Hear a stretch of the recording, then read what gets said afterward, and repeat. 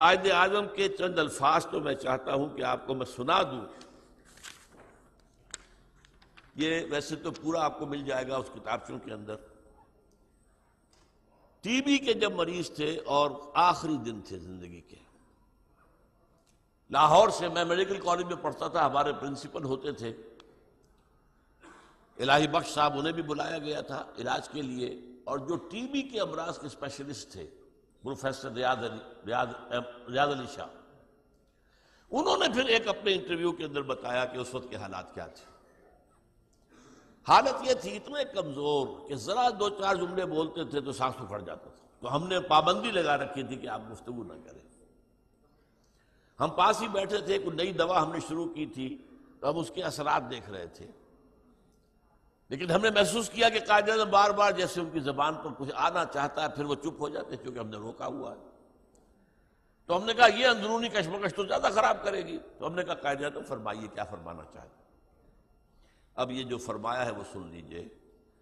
تم جانتے ہو جب مجھے یہ احساس ہوتا ہے کہ پاکستان بن چکا ہے تو میری روح کو کس قدر اطمینان ہوتا ہے. یہ مشکل کام تھا اور میں اکیلا اسے کبھی نہیں کر سکتا تھا. میرا ایمان ہے کہ یہ رسول خدا صلی اللہ علیہ وسلم کا روحانی فیض ہے کہ پاکستان وجود میں آیا.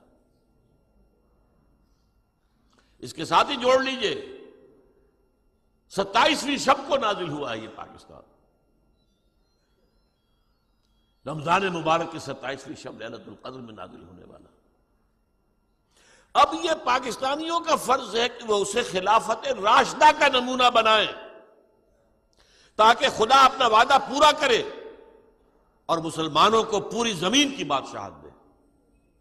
میں حیران ہوتا ہوں کہ قائد اعظم کے علم میں وہ احادیث تھیں جن میں حضور نے خبر دی ہے کہ قیامت سے قبل پوری دنیا میں اسلام کا نظام قائم ہوگا. یہ حضرت ثوبان رضی اللہ تعالیٰ عنہ سے بھی حدیث ہے، صحیح مسلم میں ہے. حضور نے فرمایا ان اللہ زوالی الارض، اللہ نے میرے لیے ساری زمین کو لپیٹ دیا. فرأیت مشارقہا و مغاربہا، میں نے اس کے سارے مشرق بھی دیکھ لیے، سارے مغرب بھی دیکھ لیے.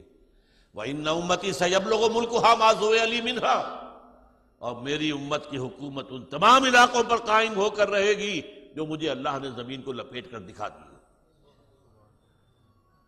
یہ حدیث میں حیران ہوں. یہ تو اچھے اچھے علماء کے علم میں نہیں ہے. اس لیے کہ یہ احادیث جو ہیں، احادیث کی کتابوں کے آخری حصے میں باب الملاحم، باب الفتن، یہ جو باب آتے ہیں وہ عام طور پر علماء اس کی طرف توجہ دیتے ہی نہیں.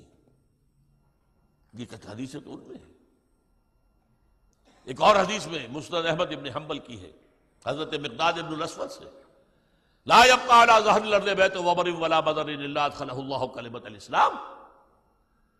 حضور فرماتے ہیں کہ زمین پر نہ کوئی گھر رہے گا اینٹ گارے کا بنا ہوا اور نہ ہی کوئی خیمہ رہے گا جس میں اللہ کلمہ اسلام کو داخل نہ کر دے. یہ ہونا ہے.